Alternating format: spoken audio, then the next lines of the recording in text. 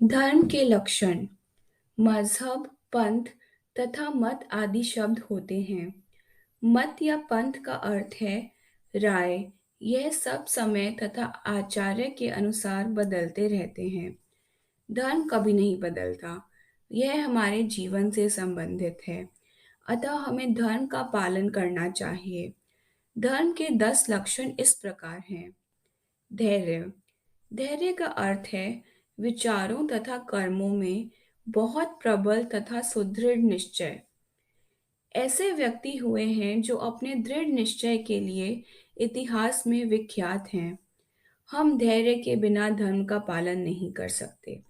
यह धर्म का मूल सिद्धांत अथवा लक्षण है तथा इसका दृढ़ता से पालन करना चाहिए।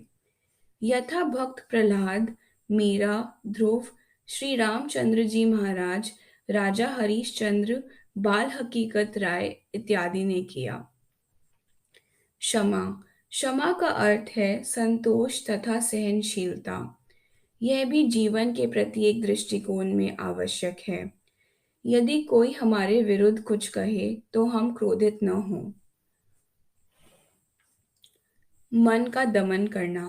मन को पूर्णतः वश में रखना या यूं कहिए कि मन को सिधाना। मन को सिधाना कुछ कठिन है क्योंकि यह नदी अथवा किसी अन्य वस्तु की भांति दिखाई देने वाली वस्तु नहीं है। अर्थात यह एक भिन्न वस्तु है। लोग नदियों को सिधाकर उन्हें एक विशिष्ट मार्ग पर या एक विशिष्ट दिशा में बहाते हैं। यह भी कहा जाता है कि इंग्लैंड की नदियां भारत की नदियों से अपेक्षाकृत अधिक सिधाई हुई हैं।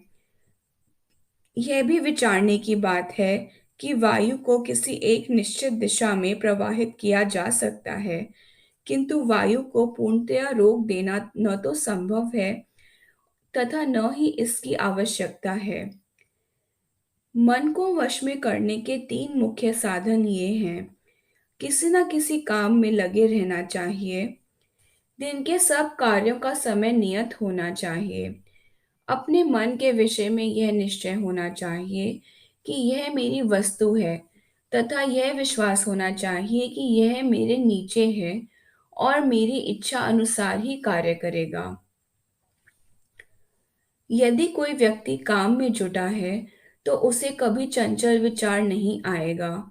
एक बेकार लड़का अवश्य ही कोई ना कोई दुष्ट कर्म करने लगेगा। इसीलिए किसी ने कहा है, बेकार समय में कुछ किया कर और नहीं तो कपड़े फाड़कर सिया कर। जिसके सम्मुख कार्यक्रम होता है उसके मन को उसकी आदत पड़ जाएगी। उसको नियत समय पर भूख लगेगी तथा नियत समय पर नींद आएगी। इससे दुष्टता के द्वारा मन पर काबू पाए जाने की संभावना नहीं रहेगी। ठीक जिस प्रकार एक सेनापति को आज्ञा देते समय अपने अंदर विश्वास होता है कि उसकी आज्ञा का पालन किया जाएगा, इसी प्रकार आपको भी ऐसा विश्वास होना चाहिए कि मैं अपने मन का अधिकारी हूँ, अर्थात मेरा अपने मन पर अधिकार है। दूसरों की वस्तु पर मनोवृत्ति का होना, चोरी। धर्म का चौथा लक्षण है कि हम न तो किसी अन्य की वस्तु पाने की चेष्टा करें तथा न ही ऐसा सोचें, किंतु युद्ध तथा अन्य उपद्रवों के समय में बात और है। यदि हमारी सेना आक्रमणकारियों को खदेड़कर उनकी बंदूकों, तोपों तथा गोला बारी के सामान पर अधिकार करे, तो इस अवस्था में वह चोरी नहीं है। इसमें चोरी का कोई भाव नहीं है। शौच पवित्रता। इसमें मन की पवित्रता, बाह्य पवित्रता, वाणी की पवित्रता तथा बुद्धि की पवित्रता सम्मिलित है। यह बहुत आवश्यक है। पुराने समय में तथा अब भी इसका पालन किया जाता है। यदि किसी जमींदार की खेती में कोई जानवर घुस जाए तो वह अविलंब उसे बाहर निकाल देगा, रिपोर्ट करने पुलिस स्टेशन नहीं जाएगा। इंद्रिय निग्रह। इंद्रियों पर काबू अथवा इंद्रियों का साधना। बुद्धि। ज्ञान या धर्म युक्त बुद्धि।